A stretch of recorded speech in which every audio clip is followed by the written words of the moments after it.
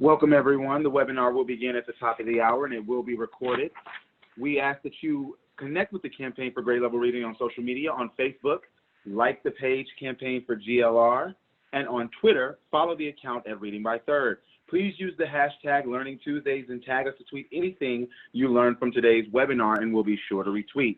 We encourage you to share your questions, reflections, and observations on social media.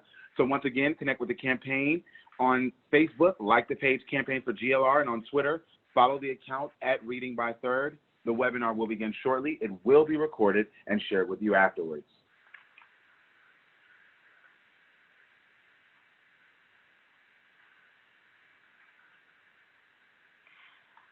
Hello and welcome, everyone. Thank you so much for joining us for today's GLR Learning Tuesdays webinar, Supporting Parents at Home, an Essential Step to Mitigating Learning Loss.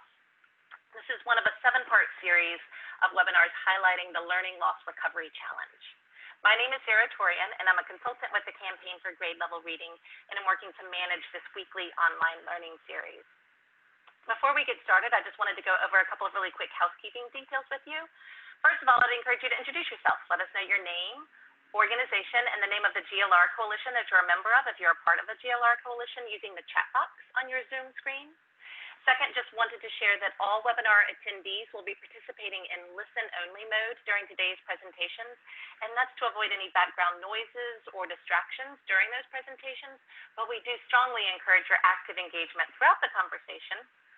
And so I'd encourage you to share any thoughts or reflections that come to you using the chat box on your Zoom screen, or to pose any questions that you would like to ask of our panelists using the Q&A box on your Zoom screen.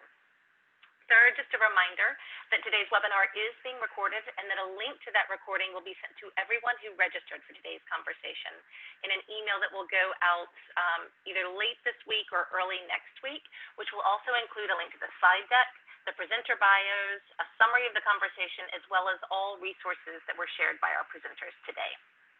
And then finally, I just wanted to give you a quick heads up that we will be posting a very brief survey poll after the presentations are complete and during the Q&A portion of the webinar. And I'd encourage you to take just a couple of quick moments to share your thoughts and feedback with us using that poll. It really helps us with our commitment to continuous improvement and making sure that these conversations are relevant to your work and meeting your needs. And I'd also invite you to send me an email if you have additional feedback or suggestions for future conversations, challenges that you're facing that you'd like help exploring, resources that you'd like to lift up. We would welcome that input and feedback. Now I'd like to share a little bit of background about the GLR Learning Tuesdays webinar series. As you can see on the screen in front of you, we've got a number of great sessions planned for the coming months as we continue this month-long special series on the Learning Loss Recovery Challenge. These webinars are always on Tuesdays, with one always starting at 3 p.m. Eastern Time, and we're hoping that this predictable and reliable schedule will make it easier for you and others to make plans to join in for these online learning conversations. Having now hosted nearly 40 webinars since the launch of GLR Learning Tuesdays last fall, I would also encourage you to check out CLIP. That's the campaign's Community Learning for Impact and Improvement platform, where you can find the growing archive from these online learning conversations exploring the best science, ideas, and programs to inform our work to ensure early school success for more children from low-income families. And having hosted so many webinars, we realized that that growing archive was becoming a little bit overwhelming, and it was sometimes a little bit challenging to find the particular pieces that you wanted to find in the GLR Learning Tuesdays archive on CLIP. So I'm incredibly excited to share that we have now reorganized that archive to have a separate folder for each of the webinars that we've hosted, where you can find all of the resources, the recording, a summary, slides, bios, as well as links to the resources that were shared during that conversation. So I would encourage you to, if you've struggled to find something on the GLR Learning Tuesdays channel on CLIP, I'd encourage you to go back, check it out, and let us know your feedback if there's more room for improvement. We would love to hear that. And if you're unfamiliar with CLIP, I just wanted to let you know that I've posted a link to CLIP in the chat box earlier, so you can use that to visit and explore this growing archive. But now for today's conversation. We have long known that parents are their child's first teacher, brain builder, tech navigator, advocate, and coach. And this is true now more than ever, with many early learning centers, schools, libraries, and community centers remaining closed for months in response to the COVID-19 pandemic, leaving many parents to play these critical roles in isolation and without the supports that they need to help their children succeed. So today we're going to be discussing some programs and resources that are reaching children and families where they are and providing vital supports to parents and caregivers. And to begin that conversation, I am incredibly honored to introduce our moderator for today, Johanna Edens-Anderson. Johanna is the Executive Director of the Belk Foundation, a family foundation based in Charlotte, North Carolina. And since 2009, she has led the foundation in its work to support public education by strengthening teachers and school leaders and ensuring that children are achieving on or above grade level by the end of 3rd grade. So welcome, Johanna. Thank you so much for joining us today and for moderating this incredibly important and timely conversation. Thank you, Sarah, for that warm welcome and for the opportunity to be with everyone today. The Belk Foundation has been committed to early grade reading for the better part of this past decade, as we believe that literacy is a civil right. During this time, I've been fortunate to learn from the GLR community and our own local effort, Read Charlotte. The research that backs parents' roles in providing the building blocks of language and supporting their children to read is both compelling and, as a mother to 2 girls aged 4 and 7, a bit daunting. So I come to this conversation, as I'm sure many of you do, wearing multiple hats. As a foundation director, wanting to learn as much as I can to support parents in my community, and as an anxious and empathetic parent whose everyday rhythms, despite all the resources and privileges that I have, were upended mid-March when I added preschool and 1st grade teacher to my full-time job description. And as overwhelmed as I feel, I know that it is an incredible privilege to be able to be at home with my children. Only 1 in 5 African Americans have jobs that allow them to work from home, and it's 1 in 6 for Latinos. So I approach this conversation with humility and deep conviction in the importance of supporting parents and caregivers. So let's get to learning. I'm thrilled to introduce our 4 presenters today who have done significant work understanding the parent perspective and needs when it comes to best supporting their children's development. When Alejandro Gabastagak was 7, his family immigrated to the U.S., escaping political persecution and seeking educational opportunities. In his upbringing, he learned firsthand that parents' love for their children is the single greatest and most underutilized natural resource in education. After graduating from Harvard in 2009, Alejandro joined Teach for America and spent 2 years as a 1st grade teacher in Philadelphia.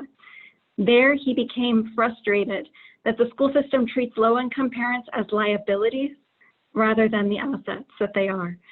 Alejandro founded Springboard Collaborative in 2011 to close the literacy gap by closing the gap between home and school. For more than a decade, Dr. Claudia has helped families prepare their children for kindergarten as the Executive Director of Waterford UpStart. Dr. Miner worked closely with the Utah legislature to secure initial ongoing support for the program before expanding to states across the nation. Since 2009, 60,000 children have prepared for kindergarten through Waterford UpStart, with another 20,000 graduating in 2020. Ben York is the founder and CEO of Parent-Powered Public Benefit Corporation and the creator of Ready for K, an evidence-based family engagement curriculum delivered via text messages.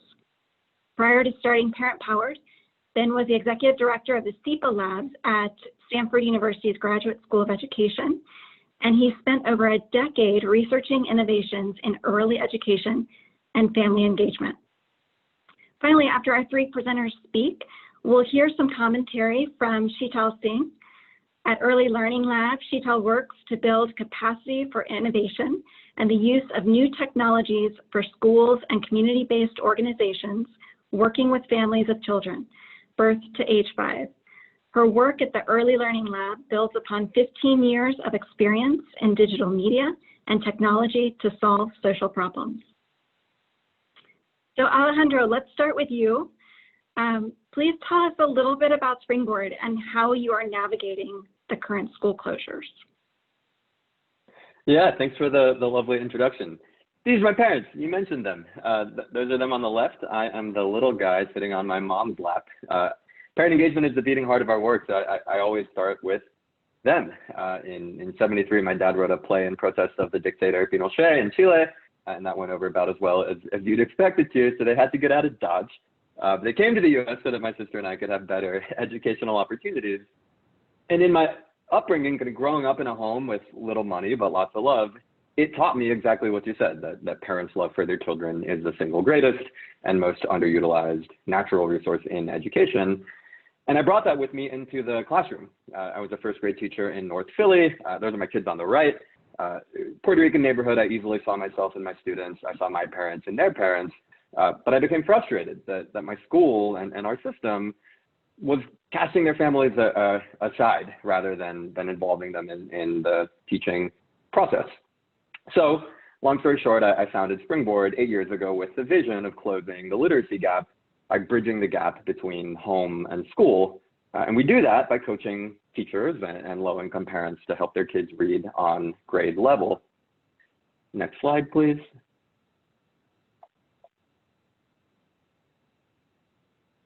So in simpler times, we did that work in person, serving 10,000 kids up and down each coast and launching in the Midwest.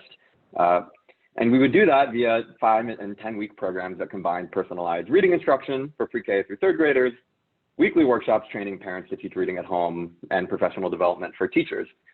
Each of those programs would average between a 3- and 4-month reading gain, closing the gap to grade level performance by more than half. And the only way we could do that with the very same teachers with whom kids had been struggling in the classroom is by mobilizing parents in major ways. We get 91% of parents on average to attend the weekly workshop, learn how to be a one-on-one reading coach to their child at home, and build habits that outlive the programs. Not just the habit of reading regularly, but also the habit of setting and achieving goals with their kids. Of course, the world looks different now, and we're moving with urgency. Never in the modern history of our education system has the importance of parents' role in learning been more evident. And the way I see it, the only way to prevent COVID-19 from widening the achievement gap for an entire generation of kids is to swiftly equip low-income families to support learning at home. Okay, that sounds great. Amazing results. 91% of parents engaged in weekly. What's the secret sauce here? So here it is on the next slide, actually, conveniently located on the next slide. So basically, last year we decided to set a goal that was deliberately unachievable with our program model in order to force ourselves to innovate and scale our impact exponentially. And so in many ways, COVID didn't break our model because we broke it ourselves, and we had a year running start. And through that process, we tried to distill what's the methodology, what's the secret sauce, what's the magic within the programs that we can open source and distribute far beyond the boundaries of our organization. And here it is. We call it Family-Educator Learning Accelerators, or FELAs for short. They're 5 to 10 week cycles during which teachers and parents share a game plan in order to help kids reach learning goals. Plain and simple. Any shorter than 5 weeks, and it's not quite long enough to build a habit. Any longer than 10 weeks, and we've learned that you lose the immediacy and the urgency that get a parent and teacher to be willing to try something new together. We know it begins with relationship building. That's how you get the 90% plus turnout. That's step one, building your team, whether that's an in-person home visit or a virtual team building huddle. It's essential. And during that same meeting, the teacher assesses a baseline. You need to know where you're starting, and they set a goal. The goal itself is the glue that holds everything together. So once you've got your relationship and your goal, then you begin the 5 or 10 week cycle. And steps 4, 5, and 6, they repeat over and over again. Practice, practice, practice. Kids practice with their teacher, they practice with their family, and then finally, the teachers and families practice together. We've learned there need to be at least 4 touch points between the teachers and the parents in order to create a team, to share skills, and for there to be mutual accountability. And then at the end of that cycle, you measure progress and celebrate together. That's the part that crystallizes the habit into something that can persist long thereafter. You need to have your quick win. Importantly, this is a methodology, not a program. We hope it can be a useful playbook for anyone that wants to set and achieve goals with families. And we have a free toolkit that kind of provides the next level of detail available for download on our website. So we have a lot of representatives from school systems and principals on this call. Can you tell me how schools use this framework? Yeah, so I'll run through a few examples. We support schools in three ways. Our flagship support is kind of the most intensive capacity building support. Medium touch is our affiliate model, where it's a train-the-trainer approach. And then finally, our lightest touch is Springboard Learning Accelerator. I'll run through an example of what that looks like. It's basically your starter kit for what it looks like to implement this methodology with your kids and families. So in our example, Salim, 5 years old, kindergarten student, his mom is 2, essential worker, worried about him falling behind during the summer. Next slide. So steps 1, 2, and 3, I mentioned they happen all together. Let's zoom over to the next slide. This is a relationship building. You can't talk about relationship building with parents without giving a shout out to Karen Mapp. The relationship building is so essential that the single best predictor to how we get the 90% plus turnout is whether or not the family got a home visit, whether that's an in-person experience or a virtual one. Next slide, please. And then you need a baseline. You can't set a goal if you don't know where you're starting. And we have a tool called Springboard Connect that includes an assessment that parents can give to their own children, a questionnaire that gives you a starting point. Next slide, please.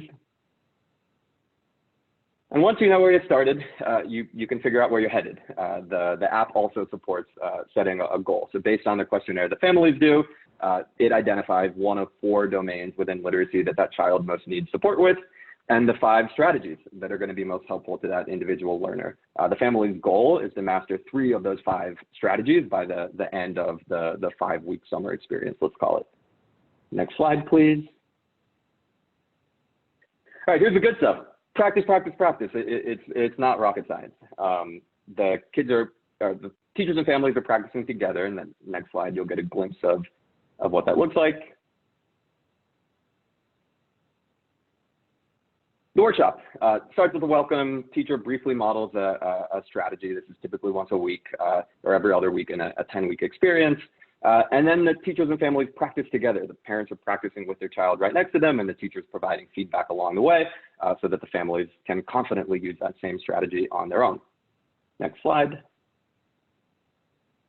The kids also need to practice with their teacher, whether that's a typical classroom setting in the days of yore or a 30-minute virtual check-in with a code-based instruction. Either way, it's an essential part of the recipe. Next slide.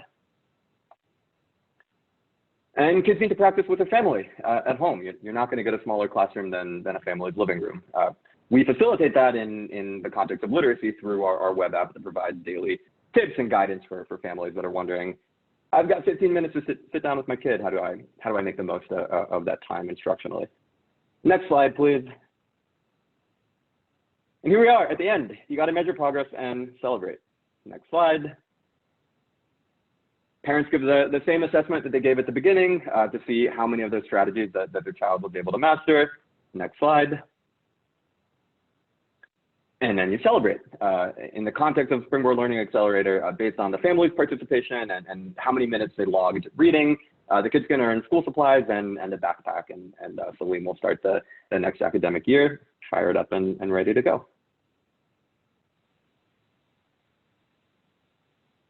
Okay, so what about families whose schools are not participating in Springboard Learning Accelerators? Good question. I'll share 2 things super quickly, starting on the next slide. This one is time sensitive and also really exciting. Springboard is partnering with Teach for America. All 3,000 of their incoming core members are going to be doing a FELA. They're going to be setting and achieving goals with families this summer. And TFA has enabled us to provide free programming to up to 9,000 families that'll be participating in this. Each family will be paired up with their personal reading tutor who's going to be providing the phonics instruction for their students, who's going to be leading them in weekly workshops, and families earn rewards, as you saw earlier, for their participation. It's first come, first served. Most of the slots are allocated already, but we still have a couple thousand that are open, and the deadline is on Friday. So what I'm going to put in the chat is a blurb that you can use to share with families in your network. If there's parents in your orbit, parents of pre-K through fourth graders that would benefit from their personal reading coach this summer, please make that opportunity accessible to them. Next slide has one more way. So I mentioned this a couple of different times, whether or not a family has a teacher who's formally participating in this goal setting cycle with them, they can still use guidance. And so Springboard Connect is freely available for families that want their daily tip and reminder focus on literacy in particular, and it also provides the ability to assess in the beginning and end and kind of know how your kid is doing throughout the process.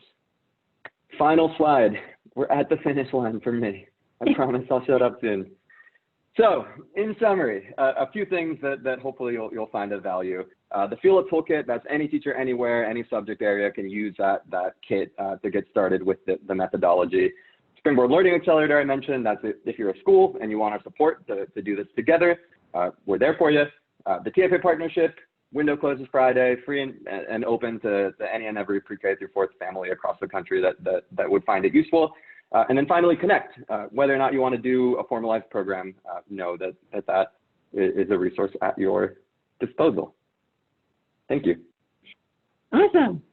That was very thorough, and you have piqued a lot of interest, judging by the comments and the questions we're getting. So we're going to actually catalog those questions. We're going to come back to them. I'm going to move us through to our next presenter, Ben York. Ben, I know that your group has been thinking a lot about the changing role of parents and caregivers during the pandemic and how to serve families equitably, including those experiencing trauma. Can you tell us a little bit about your work?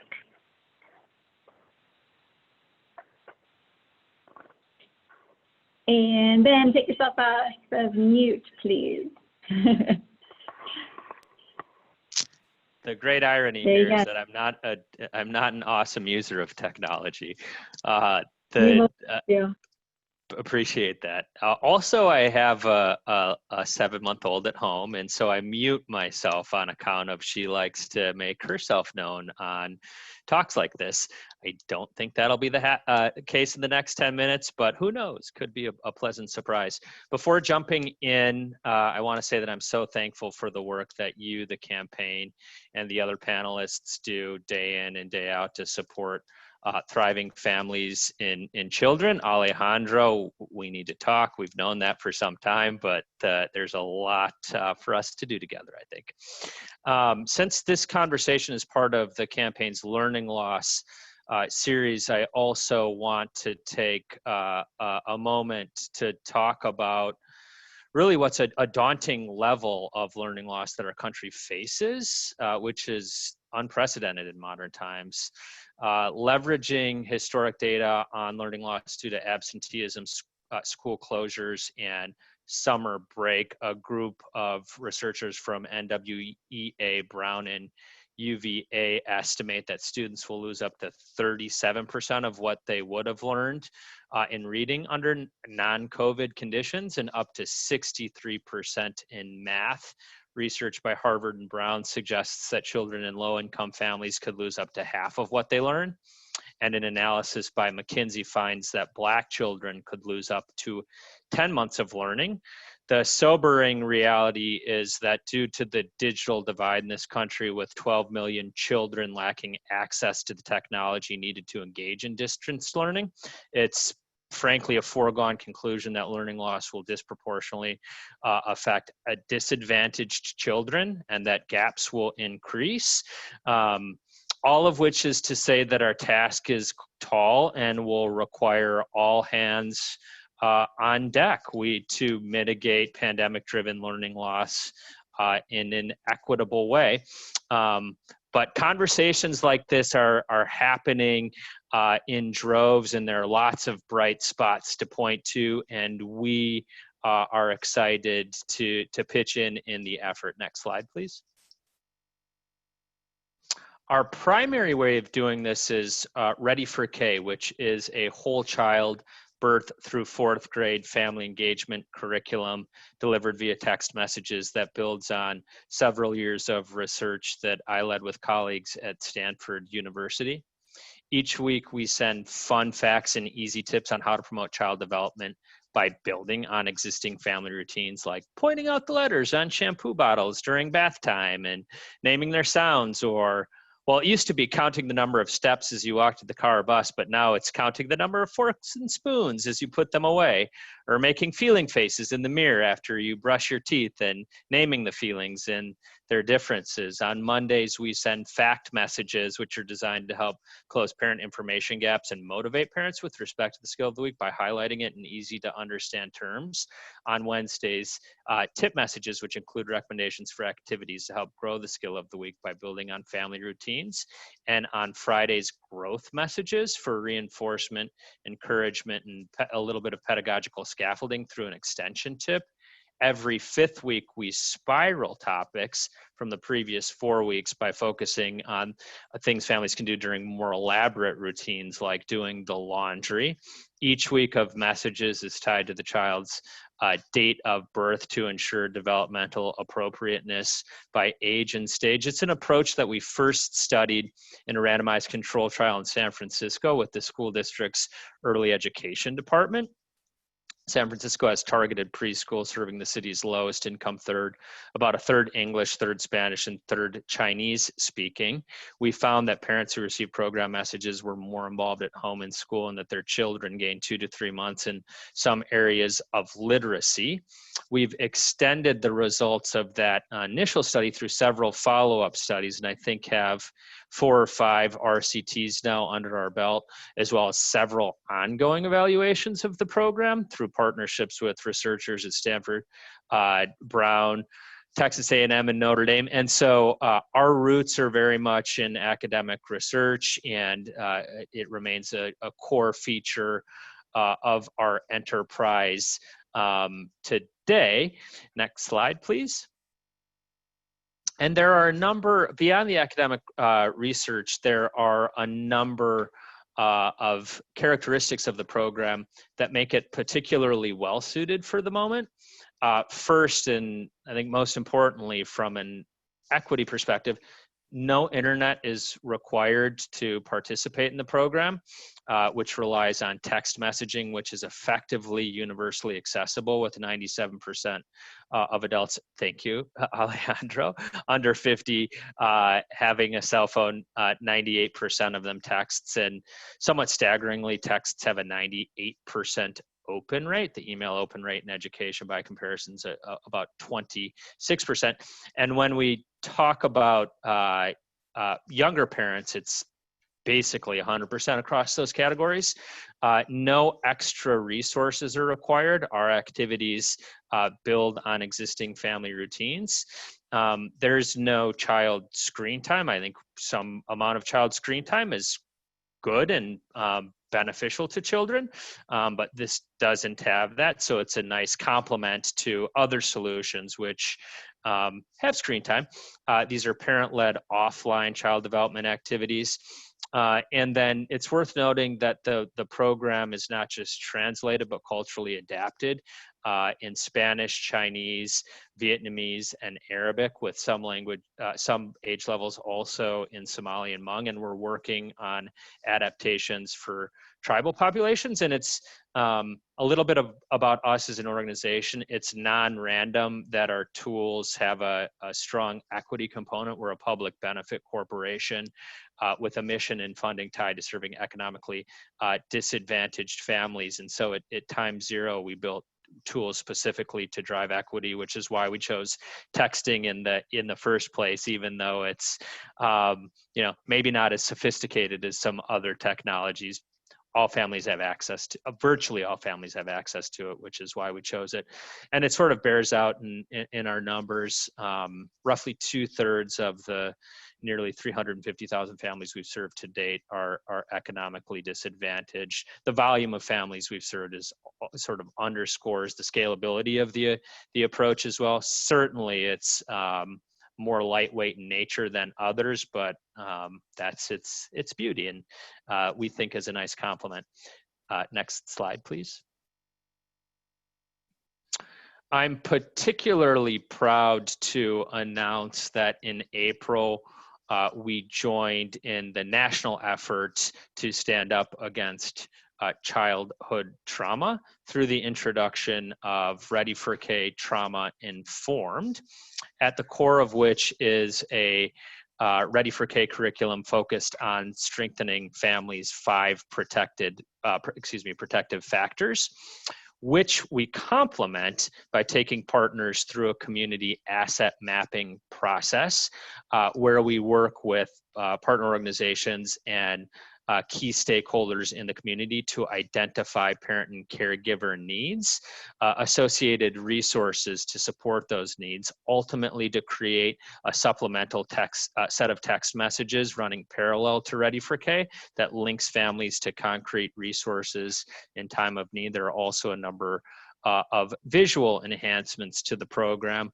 which we've been developing over the course of a few years, working closely in partnership with community partners on the front line of supporting families experiencing trauma in diverse rural and urban settings across the country. I think we're feel very fortunate to be able to offer this support right now, as heartbreaking data is amassing from across the country about the dramatic rise in trauma. And so when we talk about some of the most acute needs that the country is experiencing right now, certainly families dealing with trauma, which take sort of manifold flavors these days, and I think we all know about many of the major issues. Next slide, please. I want to talk beyond our core program and our trauma supports. I want to talk a little bit about some additional efforts that we've taken to support families during this time period. Given our status as a PBC and some of the unique characteristics of our solution, we felt particularly beholden to supporting the country in any small way that we can right now. And a couple of ways in which we've done that: we did update all of our messaging to make it COVID-19 responsive. There's an optional version of our entire curriculum that reflects socially distant family engagement activities.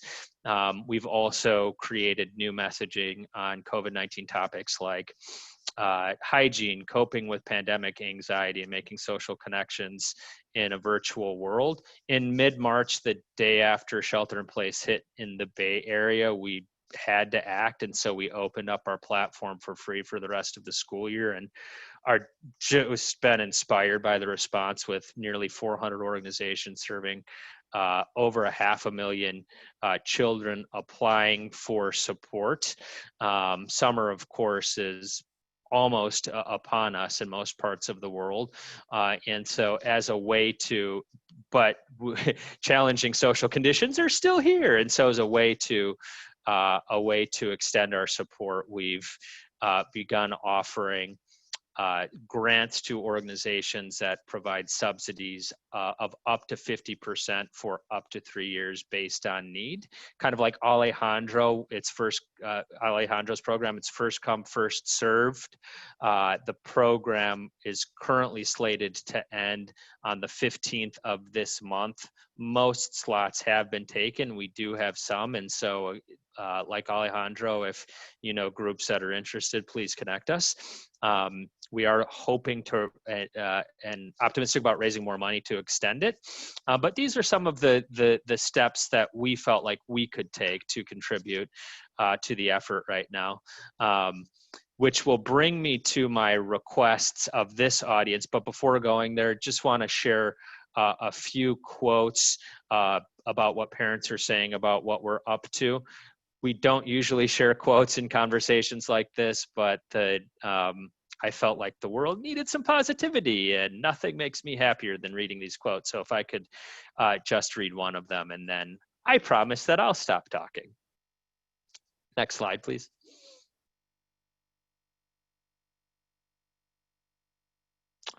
I'll choose the second one.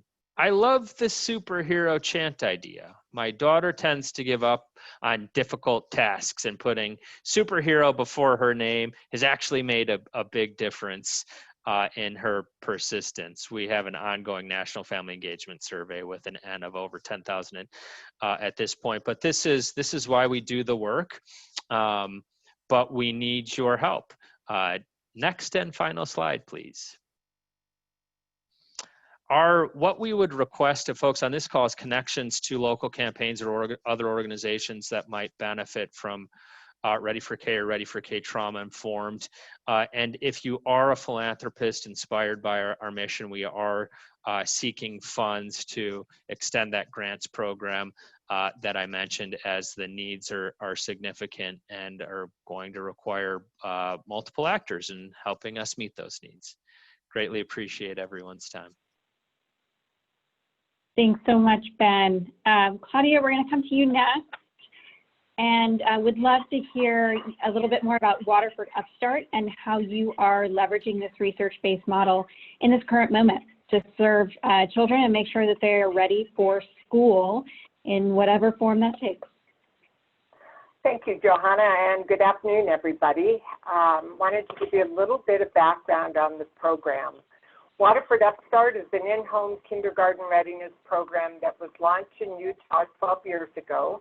It's since been implemented in 19 other states, and as Johanna mentioned, we're now up to about 85,000 children because we're graduating a number right now, as a matter of fact. Preschool-age children use UpStart software in the home 15 to 20 minutes a day, 5 days a week. And the software curriculum is in reading, math, and science, but our emphasis is always on reading. Each family is assigned a coach to ensure strong parent engagement and to form a partnership with the family. Support is provided in the family's home language, and we are up to serving 28 languages in addition to English. Social emotional learning, which we know is so important for this age group, is modeled in the software learning sequence, but more importantly, developed by parents through offline activities. We actually provide computers and internet if the home doesn't have them. And finally, we are aligned to state early learning standards, the Head Start Early Learning Outcomes Framework, CASEL Social Emotional Learning Competencies, and we're endorsed by the Council of Administrators of Special Education. Next slide, please.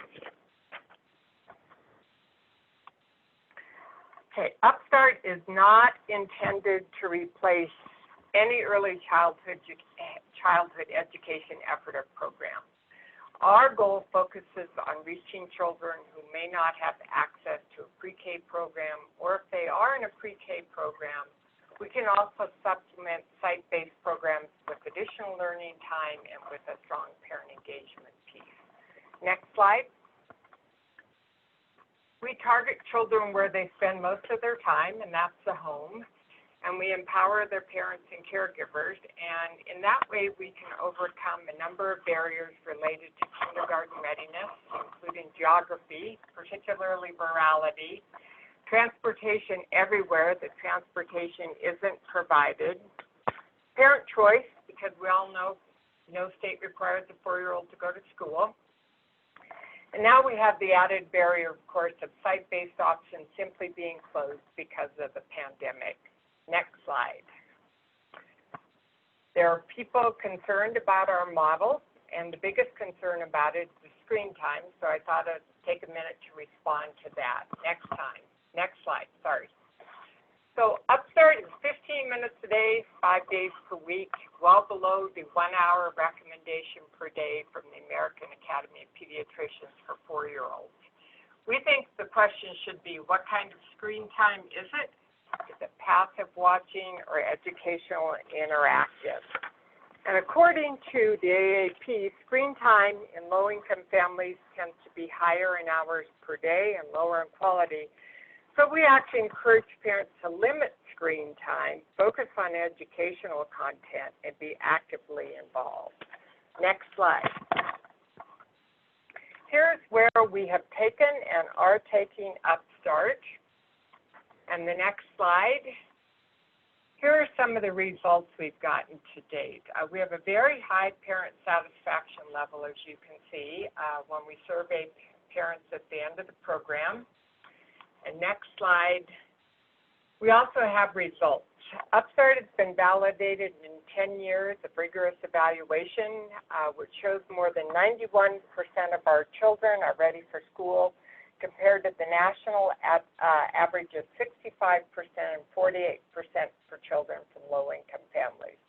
The results are lasting, and we have a longitudinal study showing our children outperform their peers on state standardized tests and literacy skills all the way through 4th grade.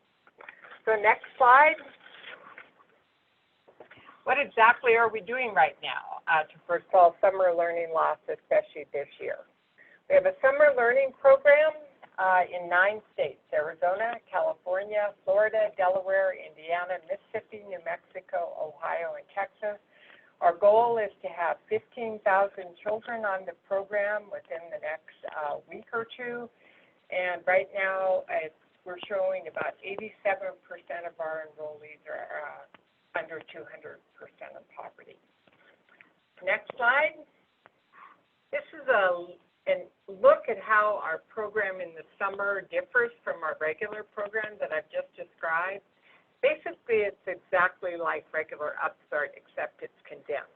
25 minutes a day versus 15 minutes a day, still well within the guidelines I've already discussed. But the idea is to get children to 15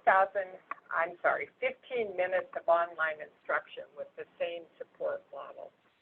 Our research shows that 1,500 minutes will get children to a critical threshold for achieving school readiness, with children typically learning to hear the sounds of language, recognizing letters, and connecting them with letter sounds, and then using all of these skills to start sounding out simple words. So next slide. Besides serving kids, what does this all mean in the long term? All of our summer learning path work supports our policy work to show how UpStart can fill gaps in access and learning. We're doing policy work in every state that we have a summer learning path. Next slide. I wanted to end by showing you one of our parents talking about the program. We've been having some trouble with this video, so if it works, we'll listen to it. If not, I know it's going to be posted in the chat box, and I hope you'll take a minute to listen to a parent talk about UpStart. So let's give it a try. How much do you want? Stephanie Ewart of Bismarck, North Dakota, spends much of her time around toddlers. I am a single mom of 2 kids. I am a teacher at Head Start. I teach a classroom that's only got 4-year-olds this year, so that's new. So we really work on some kindergarten readiness goals. Now, she's also helping her 4-year-old son, Xander, prepare for kindergarten right at home with Waterford UpStart. I was really skeptical at first.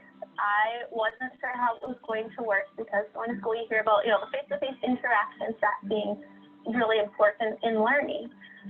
But sitting there with him and doing it, it is really cool how it's working with Head Start. How did you know? Just a couple of months in, Stephanie is seeing the benefits of this adaptive online school. It runs in line with what we do. So start with those capital letters and move them into the lowercase letters, which is how we teach them. Thanks to a federal grant, Waterford UpStart costs nothing for families in North Dakota. Xander hops on his computer for just 15 minutes a day, 5 days a week, and his literacy skills have grown rapidly. It's amazing at how he picked it up. He couldn't verbally spell his name before he started, and he did some working with names, but not a lot. And 2 weeks in, he was walking around going and spelling his name. Stephanie also uses the Waterford Mentor app to continue Xander's learning offline. They send out little activities. They kind of give you tips and stuff you can do at home. Then you get that face-to-face learning that I was talking about is so important. And then if you're not so certain information about knowing what to do to help boost that skill level. They tell you exactly what to do, and they give you super simple activities to do. It's been a boost. Stephanie has been excited to give her son. As parents, we always want to make sure we give our kids the best. We want them to succeed, and this is exactly what he needed to do to get that extra boost. I think it could benefit any child that is going into kindergarten. Yay, technology succeeds. Just one note on the video. When she started, she was doing it as a supplement. But of course, since the pandemic hit, it's been his major learning program. So thanks everybody. Thanks so much, Claudia. I'm so glad that we got to have that visual image of a parent with her children. So last but not least, this brings us to Sheetal. Sheetal, what are your reflections on what we have heard from our presenters today? And tell us a little bit about the actions Early Learning Lab are taking to reach and support parents during the COVID-19 crisis? Sure. Thank you for the question, Johanna. And I just want to thank Alejandro and Ben and Claudia for introducing us to these amazing technology programs. To start off with a reflection, I will go ahead and say that I am with the Early Learning Lab, as Johanna mentioned in the introduction. And one of the things that we've been doing over the past 5 years is really looking at the field and trying to support the development of new technologies to support early learners. And I have to say, over the past 5 years, we've just seen an explosion in really smart, high quality, research-informed products for families. And these are 3 of the best examples. I think overall, I love that so many of these organizations are looking at insights from behavioral science to really inform the way that these technologies are developed. So that emphasis on goal setting, on understanding what the barriers are that need to be overcome, because we all know that parents are hugely motivated by supporting their children. But if we don't address those barriers, then we're just not going to help them be successful. I also love the ecosystem approach that so many of these products are taking. So it's not just about using the technology, but you see these really strong partnerships that are being built with schools, with community-based organizations, and supporting families who might not be accessing services for whatever reason, whether it's a rural community or other reasons that children are not being supported through our public systems. So this isn't about replacing anything, as Claudia said. This isn't about replacing preschool, but we have to really take an ecosystem approach and use technology to promote access where there are just natural gaps in our system. I also love how so many of these technologies are really about supporting those parent-child interaction, because we do know that that is how children learn and grow. And so anyway, I think that we're so lucky that we have these products to help us. And I'm happy to give a little bit more background for your audience about the Early Learning Lab and the work that we're doing, particularly as it pertains to COVID, because I think that all 3 of these products we've learned about, touch on what I'm going to say about really supporting families in a holistic way. So next slide, please. Just again, a little background. The Early Learning Lab was founded 5 years ago, and our mandate was to bring advanced innovation for the early childhood field. Next slide, please.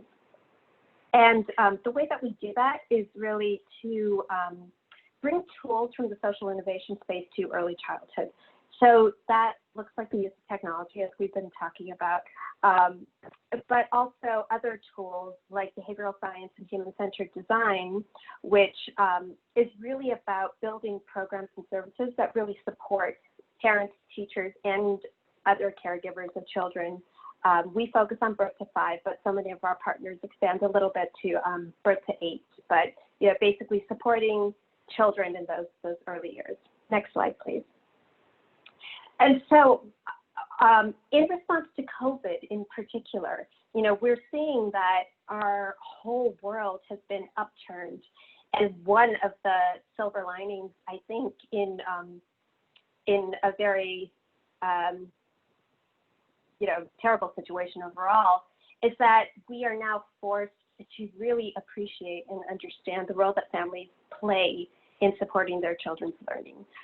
If we maybe tried to ignore it previously, and there's no way we could ignore it now. And so at the lab, we, you know, for a long time have been talking about the use of technology. And I remembered something in the early days of the pandemic that points to a report that we released back in 2017. So this report seems ancient now, but it was called Next Gen Technology. And in this report, we wanted to look at how parents of children 0 to 3 were using technology and see if we could understand where the gaps are. And this report, which is available on our website, was really meant to inform both technologists and community-based organizations so that we could all be smarter about the ways that technology could help parents. And we, you know, similar to Ready for K's trauma-informed program, we looked at technology through the lens of the protective factors framework. And so this framework tells us, you know, it names the 5 things that families need to be strong.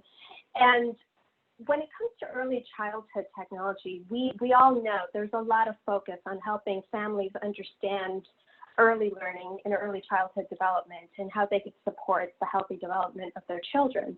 But, you know, in the interest of understanding barriers, you know, we really need to look at the holistic needs of the family. So the protective factors framework also looks at, you know, do families have access to strong social networks? Do they have access to basic needs? All of the things that we know. Do they have support for the adult social and emotional health as well as the child's social and emotional learning? And mapped against these protective factors, you know, we were taking a look at what technologies do currently support families and where are those gaps. And as we were examining the field and coming up with some recommendations, we had this one recommendation that just popped into my head very early in the pandemic, which was that we need to think expansively about the range of needs that parents have and how technology can support that. And I thought of this in particular because I too am a parent, and obviously I have access to many resources working in the field that I work in, but yet as others, as Johanna, you pointed out as well, it was a shock and a struggle to suddenly be homeschooling my children on top of everything else. And like many other families that I heard from early on, there was an initial rush of resources, wonderful resources, because our field, you know, has been working to support families for so long. It all came out in a rush, and I was getting lists of 250 things that I should be doing with my kids right now, and example schedules, and it was all so overwhelming. And I just thought, if this is overwhelming for me, how are other families feeling? And so I really wanted to create a solution that could help people parse and just navigate through what they were hearing. Next slide, please. So we were contacted by a foundation to see if we could put together a technology resource that might be able to help people during COVID particularly. And, you know, I was toggling with this idea of creating something when there were so many great resources already out in the field. Our first step was to survey families to get a sense of what the needs might be. And so I know that the text is kind of small here, so I apologize if you have to squint at the screen. But we partnered with a market research company, and we surveyed 1,500 parents. It was a quick and dirty thing in English and Spanish, low and middle income. We just really wanted to hear what people were saying their needs were in the early days of the pandemic. And for English-speaking families, we heard that their top 3 needs were: number 1, keeping their family safe and healthy. Number 2 was for the parent or caregiver's own stress and emotional well-being. And number 3 was financial insecurity. For the Spanish-speaking families, again, the number 1 concern was keeping my family safe and healthy. Number 2 was access to basic needs. And, this included what we heard was, food, housing, support, etc. But also things that were particularly difficult for families of young children, such as access to diapers, formula, those things. I mean, we were having a hard time finding toilet paper, right? But can you imagine other needs, that families needed? And then the third most pressing need for Spanish-speaking families was financial insecurity. So, this was not a surprise. All families also did say that they were worried about their children falling behind, and they were worried about learning loss. But what we heard very clearly is that these other needs were what was preoccupying them. And then we also heard in subsequent parts of the survey that families were using technology, which is something that we knew, but I think we need to state it because it's commonly thought that particularly low-income families might not have access to technology, but most of the families said that they had 10 plus apps on their phone. So, and they were looking for offline learning activities to do with their kids. Next screen, please. So, very quickly, we launched an app called Stay Play Grow. And it's a soft launch right now, but it's currently available in the App Store and the Google Play Store. It's free. And what we did was really just curate the best, and it's a small selection of high quality resources for families that are specifically targeted towards support for 0 to 3-year-olds, and then there's another category for 3 to 5-year-olds. But it also includes resources for what we now call My Home and Community, so basic needs resources that are localized, resources for myself, which are really those resources that are about stress relief, anxiety, self-care, and we have, if you look at the screen that says blocks, it links to our website, and we have a lot of content about offline learning activities that you could do with your children with common household objects. And then all the content is available in English and Spanish as well. Next slide, please.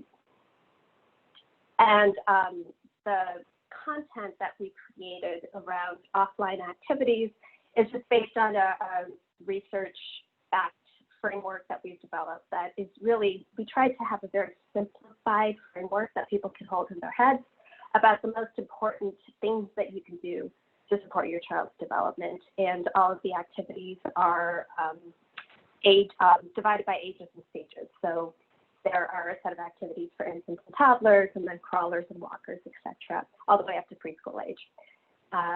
Next slide, please. So that is the end of my presentation. And again, the app is in the stores and it's free. So we'll share the resources with you afterwards. Awesome. Thanks so much, Sheetal. All right, we're going to dig into Q&A right now. And I'm going to start off with a question for Ben and Alejandro. Claudia did a great job of giving us a sense of scale. So we want to understand kind of how big of a program can each of your systems run for each of those solutions, and could it go citywide? Can you give us an example statewide? And then also give us some sense of the cost range and structure that we're talking about here. So Alejandro, if you want to go first on that one. Sure. So in terms of scale, we can support the need at whatever scale that it exists. And there's a few different ways that we do that. So the app, for example, any and every family can sign up for it. It's a web app, to Ben's point about accessibility. It provides information via text message and where a family can click on the link and watch a video of parents demonstrating that strategy in greater depth. They can. So any and every family can sign up for the app. Any and every family can sign up to participate in Teach for America and Springboard's partnership for free summer learning. That's up to 9,000 families. So there is a cap on that, as opposed to the app where it's just freely accessible. Otherwise, we partner with schools and districts. So Baltimore is a good example. We support 25 of the schools within the district through our flagship programming, kind of the most intensive capacity building work that we do. And the intent is for there to be a gradual release. So cohorts of 25 schools will receive the flagship programming. We'll kind of build their capacity to operate more independently. And then we'll transition them into kind of lighter touch, lower cost, ongoing support. And we rotate the cohort. So each of those 3 different levels of support, whether it's the high touch, medium touch, low touch, flagship affiliate, or Springboard Learning Accelerator, they come at a different price tag.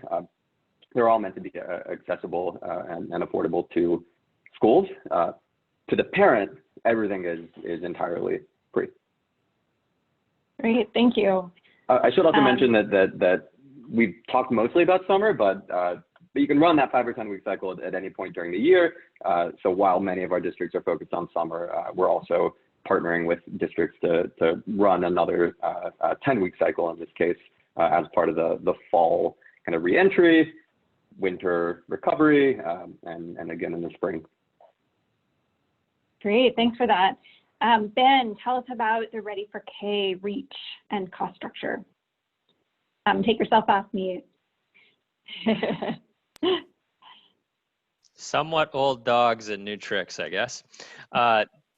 So like Alejandro, we have summer, and Claudia as well, we have summer and school year programming. The program is continuous birth through 4th grade with no gaps, in fact, in any week of coverage. Also like Alejandro and Claudia, parents never pay. The payers are organizations serving young children and their families. We partner with a lot of Head Start agencies, school districts, and community, regional, state, and even national organizations. There's no limit in terms, at least we haven't reached, at some point there will be a technological limit that all of us will have to overcome to scale. But right now there isn't, we don't have that. Our largest partner right now serves about 50,000 families, and we have a number of partners queued up that are even much bigger than that. In terms of cost, we actually have 3 programs. I'll just briefly mention the third. It's Ready for K personalized learning that leverages ASQ3 data to communicate the data to families, along with tips targeted to their child's developmental level, referrals for supplemental services in area of a potential developmental delay, and reminders to take the next screener. The whole world of a screening and assessment is sort of changed now, and so I didn't highlight it because we don't feel like that's one currently that's as supportive as the others. But for posterity's sake, good to mention. The core program is $5.99 per family per year. Multiple parents can sign up to receive the text messages for multiple children. Trauma informed is $6.99, and the personalized learning is $7.99. The grants that I described cover up to half of those costs for up to 3 years. So you can sort of slice what I just said in half. That's us in a nutshell. Great, thanks, Ben.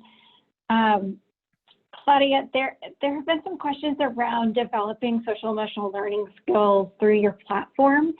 So we're interested in how you foster those skills with the families and users of the program.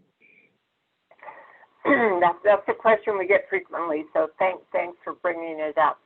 First of all, in our orientation sessions, we really reinforce with parents the importance of their part in the program. I mean, there are some things obviously we can't do, like teach children to cross the street, brush your teeth, all of those things. There are things we can partner with them to do by giving them hints, and we sort of identify whose role is what. And we also give parents a lot of kudos for what they already do. It's a little bit like Dr. Spock, you know more than you think you do. You're doing more than you might realize you're already doing. There are activities in the software related to social and emotional learning, but like Ben and Alejandro, we have an app that sends out 3 messages a week. One of them is related to usage, one is related to something specifically the child has learned, and the third is always about social emotional learning and some things parents can do offline. So it's really, again, we rely and trust parents to do things, but we give them the hints how to do it. And then the software also has activities related to social emotional learning.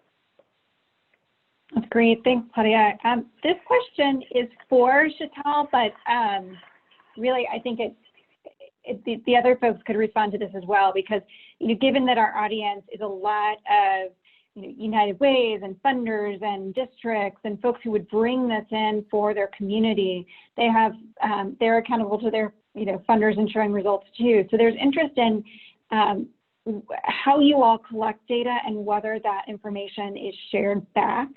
So Sheetal, in your instance with the app, would the organization who sponsors it have access to the data on usage and outcomes if they help you recruit participants? Well, with this particular app, we don't collect any user data because it's free. We wanted to make it a very easy lift so people don't have to sign in, they don't register. We have data that we're collecting on the back end just on what people are clicking on, what they're finding useful. We are happy to share that publicly. We've been meaning to write up those survey results as something that we share publicly. In general, everything that we learn, we try to share with the field, as that's our role. I will hand it over to the others to talk about their data.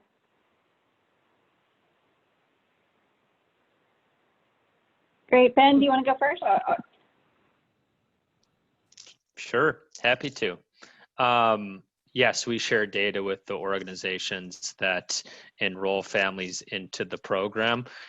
Enrollment data, persistence data, number of messages sent data, click-through data for those who develop a community support stream. We also have, interestingly, data on when phone numbers move from working to non-working. We know before schools know, because the technology system that we tap into to send messages tells us right away. Of course, when those changes occur, they can be a signal of distress in the home. Also, each quarter, fall, mid-year, spring, and end of summer, our system automatically sends in-text family engagement surveys that include both questions with categorical answers to produce quantitative data on how parents are experiencing the program, their levels of activity, and levels of child growth. We also ask open-ended questions to produce qualitative data to get deeper insights on how parents are responding to the program. We summarize all of the data in impact reports for our partners, and in fact, this is data is one of the things that they find most powerful. If we could, we would like to go further. I mean, I think ultimately a nice step to make would be to share information with teachers. We don't scale through teachers, but certainly teachers have a monstrous role to play in supporting families. But if we could provide, I think the future is providing parent level data and caregiver level data from home to teachers because of that close collaboration. So yeah, pro data. Thanks. How about you, Alejandro? Pro or con data? Yeah, I'm for it. Goal setting is kind of the active ingredient in the secret sauce. You can't do that if you don't measure. So we provide both outcomes data and output data. outcomes, the headline is the number of kids reaching reading growth goals. We think that small wins lead to big wins, but you also need to measure the big wins. So we track kids that reach grade level reading. In addition to that, all the outputs of how much and how often kids and families are reading together at home, workshop attendance, all that, minutes read, all that fun stuff. Importantly, that data is equally visible to the parents as it is to the teachers and the school. Many of us are familiar with the Learning Heroes report that comes out every year. It's even more depressing this year than last year. 92% of parents think that their kid is reading on grade level, when of course we know the reality is very different. So when the lights are off for parents, they don't have the information to be able to effectively advocate for their kids. So that's why we built the parent-facing literacy assessment into the tool. In a district context, we'll typically use whatever literacy assessment the district wants us to use. But at home, a parent should be able to know for themselves how their kid is doing as a reader. So we try to make that as visible as we can. Thanks. Claudia, do you want to take this one as well? Sure. Well, we are big believers in data as well, of course. And we can track usage data, for example, as well as outcomes data within the software, and as well as through our Waterford assessment of core skills. We do most of our reporting in the aggregate, but if a parent does agree for us to share back the data to a partner, we can do that. We do actually, to Ben's point, we can report back to schools, for example, area of difficulty outcomes. And that's particularly helpful if we're working in partnership with districts, because then the teacher can address that area of difficulty in the classroom. So we report outcomes from our assessment to parents at the end of the program. And I can say that I think one of the things legislators have been most interested in, if we have worked at the state level, is the fact that we do have data.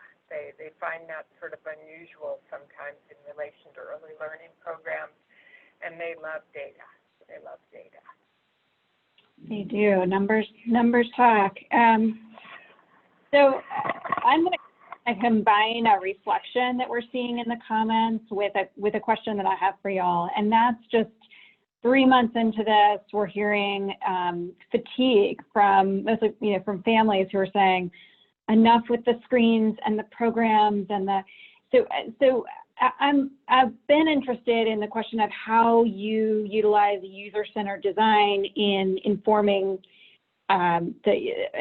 your programs, but I want to make that question specific to the here and now. So can you all give some examples of how you have been in touch with families, and Sheetal, your data was really helpful in this regard, in the reality of where they are now, and have you made any adjustments to your programs based on what you've learned in the past, 4 to 5, 6 weeks?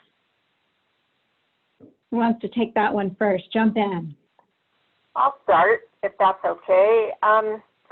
First of all, we've been really pleased and gotten a lot of positive feedback on the fact that our children's learning has continued in an uninterrupted fashion, because it was being done in the home, it was being done with parents. They were already well into it when the virus hit. So we've actually been getting good feedback for that. We do something a little different. It might seem counterintuitive. We actually offer licenses to other children in the family, so it becomes something of a family affair. Good, I see nodding from the other panelists. And that's important when the family starts singing the songs and things like that. So we are, and then referring to what I said in my presentation, we just really talk to parents about what is the content of what they're watching. Is it passive, or are they actually learning something from it? And we who use screens don't hesitate to say don't have passive screen time. So we hear that too, but we're also getting, as I said, a lot of positive feedback about the fact that the learning has been interrupted the way our program is delivered. I'll jump in because what Sheetal was sharing, it resonated with me, and also it's what we're hearing from families, and we hear from them regularly via in structured ways like focus groups and surveys, and in informal ways, just in the kind of course of working with them. But the message is consistent, one around overwhelm, and one that being flooded with resources isn't always all that helpful.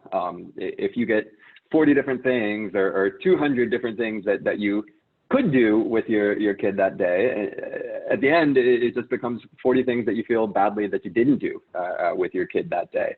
I think process matters so much more than content. I think process beats content 10 times out of 10. Like what we're hearing from parents is that they need a simple, repeatable process. Even if I only have 15 minutes with my kid today or 20 minutes with my kid today, what do I do with that time? And I need to be able to do it over and over again and know that my kid is learning, feel the satisfaction of doing right by them as a family member. The other thing that we're hearing, besides just kind of process, the how being more important than necessarily the what, is also that it can't be an interminable experience. When you're kind of looking at this distance learning tunnel and you can't see the light at the end, then it's a pretty overwhelming experience. So it's why an important part of a FELA is that it ends. It's not marathon running, it's HIIT training. Here's what we're gonna do for the next 5 weeks, and you get a break. Here's what we're gonna do for the next 10 weeks, and you get a break. I think making sure that you can win and that it's over and you can kind of recollect. The irony is that making it a short experience actually is what then translates into a long-lasting habit. But that is something that we're hearing from families. Ben, your hand is up. I see Sheetal unmuting, and so I'm happy to cede the floor and conclude with my thoughts, Sheetal. But you've muted and shaken your head, and so. Oh, I'm happy to let you go. So why don't you go first? Okay, Ben, then Sheetal. I'll take that opportunity because I want to build on a point that Alejandro made, and that we take to the extreme. That it is it's the repetition of small behaviors over time that lead to lasting change. It's well documented in decades worth of research in the behavioral sciences, and we take it to our approach is to take it to an extreme by, in fact, not recommending adopting wholly new behaviors. Like, you don't have to do anything new. Our content is designed to help parents make the most of the things that they already do. And our goal over the long term is to build parenting muscles such that parents and caregivers are constantly on the lookout for ways to exploit everyday learning moments, which I think complementary to the approaches of others on the call. And I also want to build on a point that Sheetal made. If 2007, I think it was 2017 that you were 18. If that might even be prehistoric. It feels like last week was ancient, given how our sort of social conditions are unfolding. The one thing, one structured way in which we gather,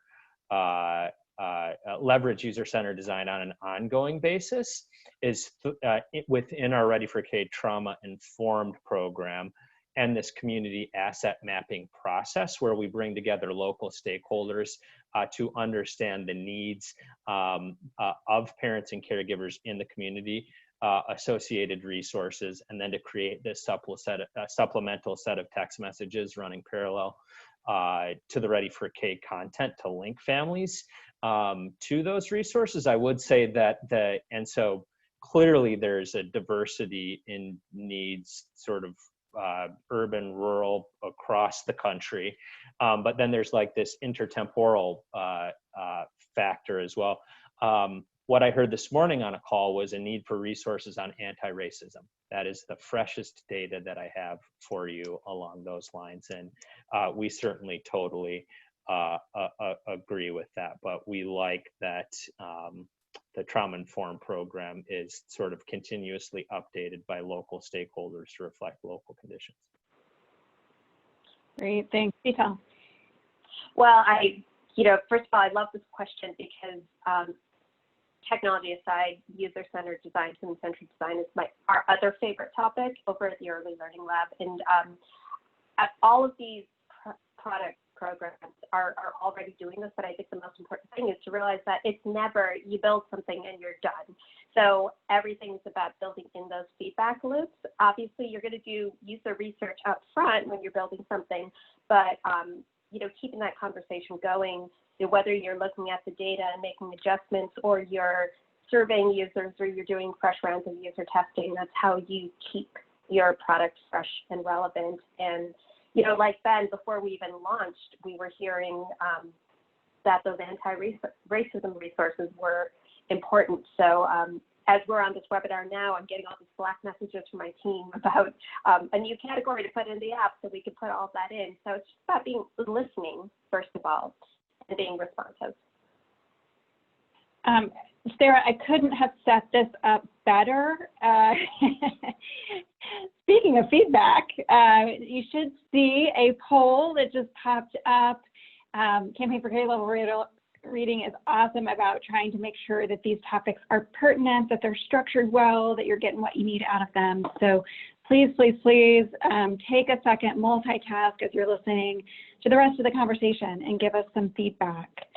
One thing that I'm interested in is everybody here is not only pro data, but pro parents. And I'd love to leave, we've learned a lot about your individual programs and interventions that folks can use, but I feel like there's an opportunity to get some of your wisdom on the truisms about families and parents and caregivers that we can just apply across all of our work. So Alejandro, I'm going to start with you and then jump over to Claudia.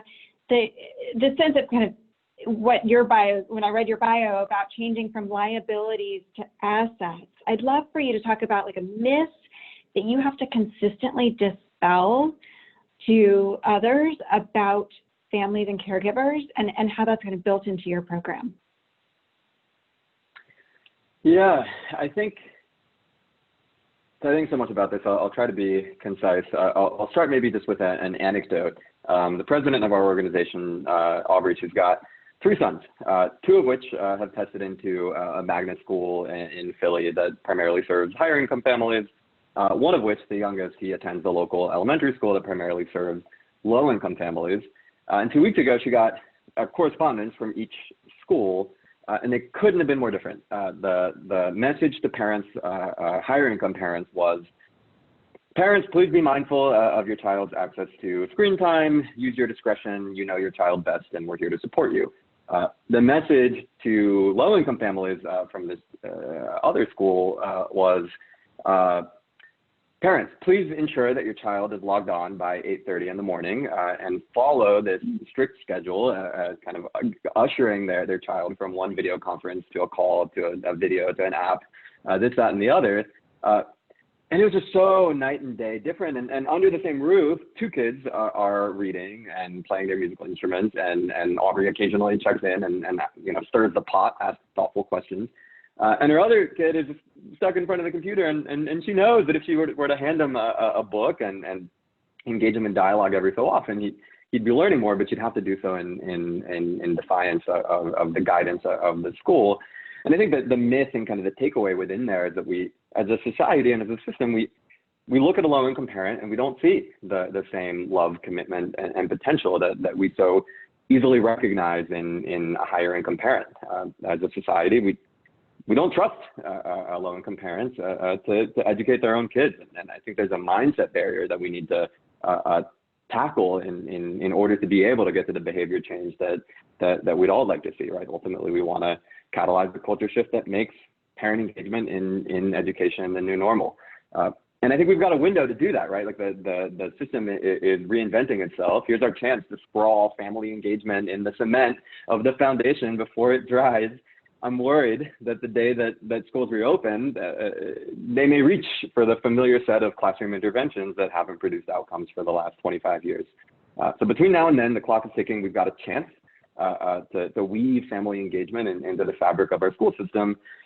And I think the only way to do that is to help teachers to set and achieve goals with families. It's only the experience of setting and achieving goals with families that I think can kind of crystallize a habit that can endure and eventually become a standard practice. So in my perfect world, if I could wave a wand, if we can get if we can get 20,000 teachers to set and achieve goals with families in the coming academic school year, while the new normal is being reinvented, that represents a tipping point. That's 25% of teachers in 25% of schools that can hopefully create enough of a foothold for us to reinvent the school system.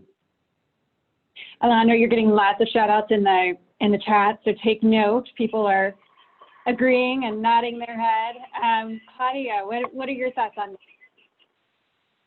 Well, I'd like to share an anecdote. I was talking to a legislator who shall remain nameless, and I was talking about our parent support model and how much we trusted that. And he just let me know in no uncertain terms that parents could not be trusted to take, care of their children. They couldn't do this, they couldn't do that. And I looked him in the eye and I said, Senator, we have not given up on parents. And he said, oh, no, I haven't given up on parents either. And I thought, yeah, especially your constituents when they're voting for you. It's election day here in Nevada, so it's on my mind. But I think just, to encapsulate it, trust parents. Almost all of them are going to do whatever they can, but they do need help from all of us. And I think, the best thing we can do is provide them that help and tell them to trust their instincts because they're the one in the home with the child. We aren't. Okay. Final question, and I'm limiting you to a poster, what you can write on a poster in your response. So 5 words or less. If you could change one policy right now that would help serve families, parents better, it would be Ben. Can't commit to the 5-word policy, but I'll do my best to keep it under a minute. All parents want their children to succeed, undeniably. What gets in the way are significant barriers, many of which are systemic and long-standing in nature. If parents don't have food, housing, and economic security, it's unfair for us to think that they'll be highly engaged. Mental health is another huge barrier. And then we talk about access to technology and funding sources to make family engagement sustainable. Alejandro, I think there's a paradigm shift here, and it's going to be sticky. Speaking of windows of opportunity, legislators think big. We have the political will to address changes broadly. So let's do something big. Yep. Thank you. Alejandro, 5 words. Upskill parents to teach, upskill teachers to support families. Oh, I like it. Sheetal. Small font, still one poster. Okay, 5 words. 1 year of paid family leave. Thank you. And Claudia. Fill gaps. Rural shift workers, parents who want to keep their children at home. Thank you. With those inspiring visions, I hand it back over to you, Sarah. Thank you. Oh my goodness, what a great way to end this conversation. We all have our to-do list now. We know what we need to go out and do, get these policy changes, some of them more than 5 words, right on the number. But before we close, again, like Johanna was saying, we do want your feedback. We do want this data. So we're leaving the survey poll open until we shut this down in just a minute. So I'd encourage you to take this time to share your feedback with us if you haven't already. And then I'd like to share a huge, big, heartfelt thank you, deepest appreciation to our amazing panelists today. I am feeling so inspired and ready to go out virtually and connect with parents and share these resources with them right away. So thank you to Alejandro Gibas-Degac, to Ben York, to Claudia Miner, to Sheetal Singh for sharing these innovative and vital programs and resources. And thank you to Johanna Edens Anderson for leading us through this conversation in such a wonderful and engaging way. And thank you to all of you. You took time out of your day. We talked about how we're all juggling lots of different roles and different hats these days. So thank you for taking time to join in this conversation.